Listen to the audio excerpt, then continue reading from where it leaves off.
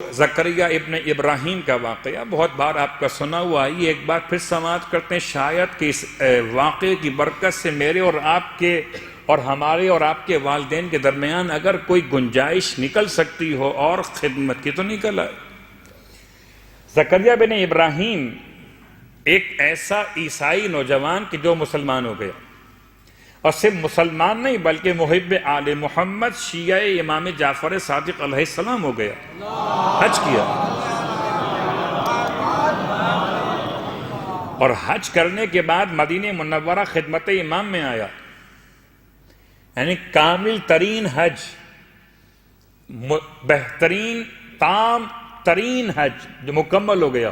حج کے بعد امام کی خدمت میں آنا حج کے کمال کا عنوان۔ امام کے پاس پہنچا اور امام سے اپنے والدین کے بارے میں سوال کیا، خاص طور سے اپنی والدہ کے بارے میں۔ ماں عیسائی ہے، اب تک اسی مذہب پر ہے، میں کیا کروں، ساتھ رہوں یا ساتھ نہ رہوں؟ امام نے تاکید فرمائی، ذرا خیال کرو شراب اور سور کے گوشت کا استعمال نہ کیا جائے، تم ان کے ساتھ رہ سکتے ہو، بلکہ میں تمہیں تاکید کرتا ہوں کہ تم اپنی ماں کی خدمت میں کوتاہی مت کرنا، آخر وقت تک ماں کا ساتھ دینا۔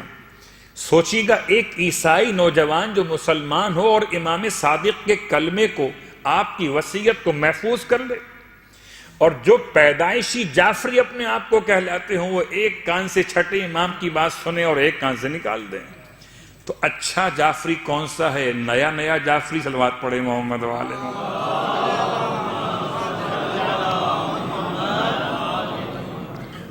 وہ امام کی خدمت سے نکل کر اپنے گھر پہنچا، ماں کی خدمت کی، اور اتفاق ہے ماں بیمار ہو گئی، ایسی خدمت کی ماں کی کہ پانی اپنے ہاتھ سے، کھانا اپنے ہاتھ سے، منہ کو دھلانا اپنے ہاتھ سے، کپڑے کا انتظام اپنے ہاتھ سے، اور اس کی خدمت ٹانگیں دبانا ہو کہ سر کی مالش کرنا، جو خدمت ایک بیٹا ماں کی کر سکتا ہے، تمام خدمات۔